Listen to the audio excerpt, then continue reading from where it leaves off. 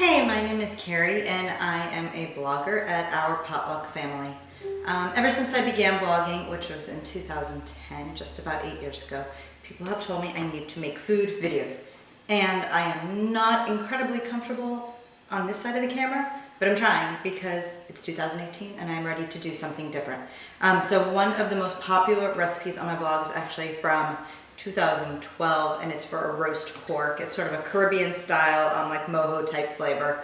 And I decided that I was going to beautify this blog post with a video. So I would like to share with you this recipe and how you can make it pretty easily at home. The main thing is it takes time, and it's not prep time, it's cook time. So you could go about your day as you normally would, and at the end of the day, you will have a delicious roasted pork recipe for your family. So what makes this recipe unique is that it has both a wet marinade and like a dry rub type marinade. And even if you don't have time to actually allow the marinade to sit on your meat, it still has a delicious flavor. So here's my 2 cups of juice. It's 1 cup of orange juice, 1 cup of lemon juice. Pouring it into the blender together. I also have some white vinegar, some Worcestershire, 2 garlic cloves, and half a red onion, which I will cut up a bit smaller just so it'll process easily. You kind of just put them all in the blender together and get the lid on carefully. Blend. Okay. When it's all pureed, your wet marinade is ready. So the next stage of the recipe is just to make your dry rub. Very simple. It has garlic powder, onion powder, salt, pepper, and cumin. Super simple.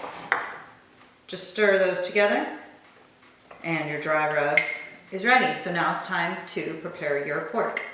So if you have never prepared a pork butt before, it is actually a pork shoulder. It is the shoulder of the pig. Bit of a misnomer there.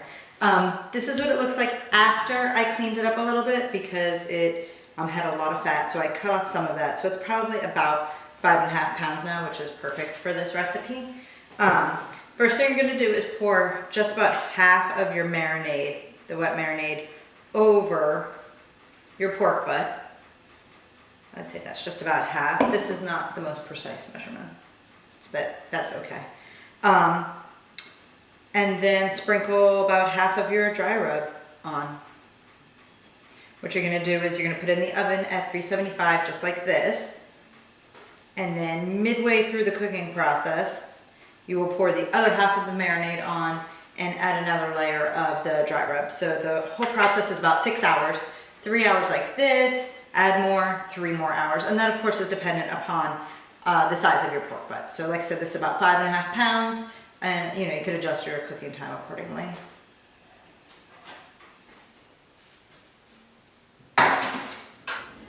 Okay, so it has been 3 hours since I started cooking and I just pulled this out of the oven. Something I failed to mention before, actually 2 things. First one is I'm doing this in a roasting pan that has a rack inside it. I can actually show you how this works if you don't have one of these. So here's my meat and all the drippings are going below. So if you want, you could even use like a turkey baster to add those drippings on top. And secondly, when you make your marinade, it's okay if you have pulp in there from the orange juice and the lemon juice. It'll all blend up into there. And if it separates like this a little bit, that's fine too. So now's the time that I'm gonna pour the other half over this. Just make sure you get it like dripping along the edges. Because you want to make sure everything is pretty well coated. Like I said, if you have time to actually marinate it in your fridge, like overnight, that's good too. But here's sort of all that pulp from the onion and the garlic and the orange and lemon juice, and that just makes it delicious. And then add the remainder of your spice rub. And I'm gonna actually, even though this meat is cooking, I'm gonna actually kind of move that around a little bit. So this looks like a lot of spice rub, but you gotta remember this is a 5.5 pound of meat, 5.5 pound piece of meat. So you really want to make sure all that seasoning penetrates through to the center of your meat. I'm gonna put this back in the oven for 3 more hours. I'm gonna lower the temperature from 375 to 275 and cook it the rest of the way through. and then I'll check in with you after. I pulled my pork roast out of the oven after about 5 hours of cooking because it looked like it was done. And I let it sit for about 15 minutes so that the juices could kind of get all sealed in. And now it is ready for me to slice.